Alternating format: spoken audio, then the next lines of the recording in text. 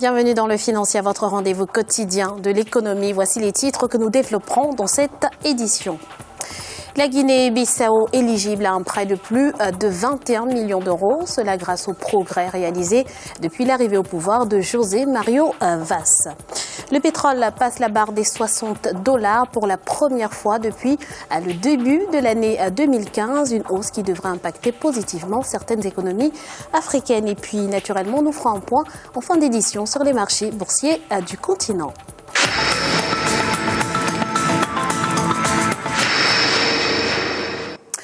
Le Fonds monétaire international salue les progrès réalisés par la Guinée-Bissau depuis le retour à l'ordre constitutionnel. Le pays devrait donc bénéficier d'un nouveau prêt d'un montant de 21,2 millions d'euros.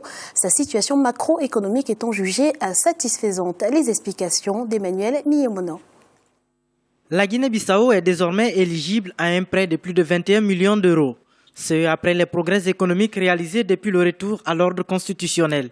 Une mission d'évaluation du Fonds monétaire international a séjourné durant 2 semaines à Bissau.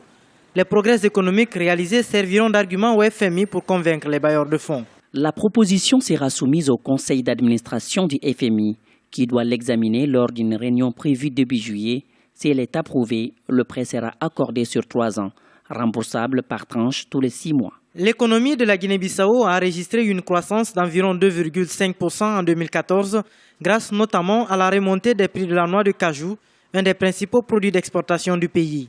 Tout porte à croire que les perspectives pour 2015 semblent également encourageantes, avec un taux de croissance économique attendu de 4,7%. Cela veut dire simplement que l'économie est relancée. Il y a un nouveau plan de développement qui est présenté par le président Mario Vaz. Donc, tout appui budgétaire de la part des partenaires de la Guinée-Bissau est une bonne chose pour accompagner cette relance économique. Maintenant, c'est des prêts.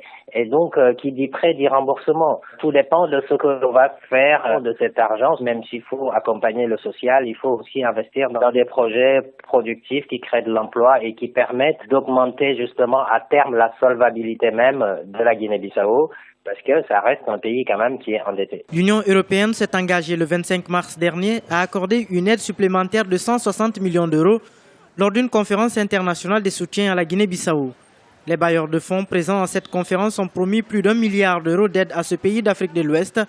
Ces promesses d'aide témoignent du soutien de la communauté internationale au plan de développement économique présenté par le président bissau-guinéen José Mario Vaz lors de cette conférence.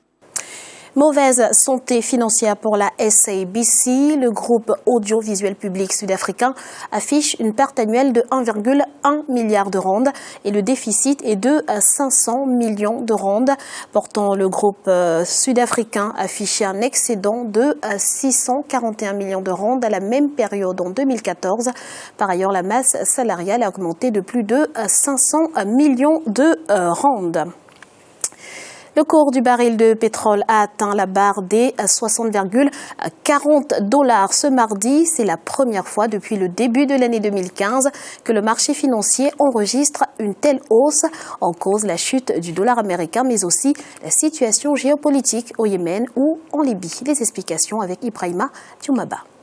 Le cours du baril de pétrole a atteint la barre symbolique des $60,40 pour la première fois depuis le début de l'année. Mardi, le baril a fini en hausse de 1,47% sur le marché boursier à New York.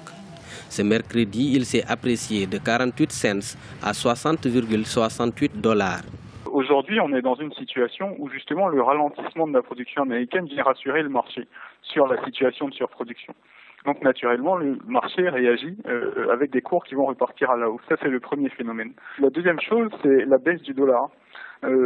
Aujourd'hui, on est dans une situation où le dollar, après une progression continue suite aux divers annonces de la Banque fédérale américaine qui disait se retirer de sa politique d'aménagement quantitatif. Le marché pétrolier reprend son bond engagé en mars dernier. Cette hausse du prix du baril de pétrole va impacter positivement les économies africaines basées sur l'exportation des hydrocarbures. Je pense par exemple au Nigeria, je pense aussi au Gabon. C'est naturellement la remontée du cours du dollar va avoir un impact plutôt positif sur ces pays-là qui anticipaient déjà sur l'année 2014 et même l'année 2015 avoir des recettes publiques considérablement baissées par influencées par la baisse du pétrole. Pour les autres pays africains qui n'ont pas des finances publiques adossées sur la valeur du pétrole, ça va avoir peut-être un impact relativement négatif, étant donné que pour des pays comme la Côte d'Ivoire ou comme le Kenya par exemple, qui investit énormément en infrastructures, notamment en infrastructures routières, la matière première pétrolière a un coût significatif. La dégringolade du prix du baril de pétrole avait atteint moins 50% en juin 2014. La perte de valeur du baril de pétrole était due à la hausse de la production mondiale et au refus de l'Organisation des pays producteurs de pétrole de baisser ses exportations. Au Zimbabwe, le gouvernement prévoit l'importation de 700 000 tonnes de maïs pour combler son déficit céréalier cette saison et pour cause, le pays dont la consommation annuelle tourne autour de 1,8 million de tonnes devrait connaître une production en baisse de 35% cette année.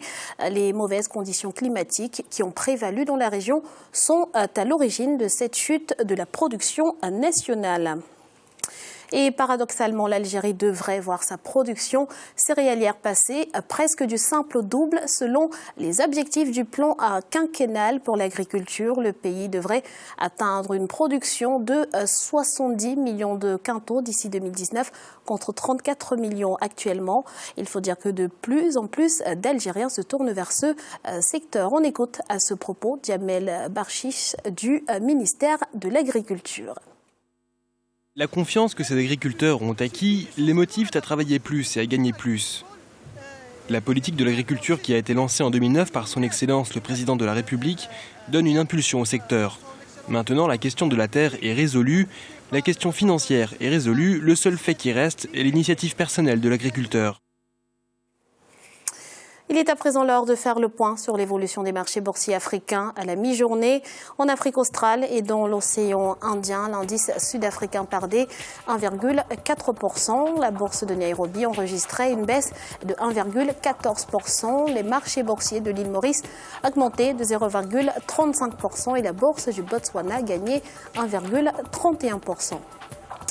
Du côté de l'Afrique de l'Ouest et centrale, l'indice nigérian était en baisse de 0,09%. La BRVM d'Abidjan a gagné 3,81% et la bourse du Ghana a augmenté de 0,01%.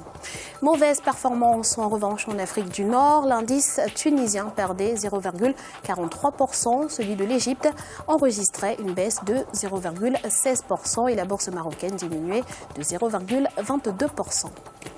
C'est la fin de ce Financia. Nous vous remercions pour votre fidélité. On se retrouve très vite pour un nouveau rendez-vous de l'économie sur Africa 24.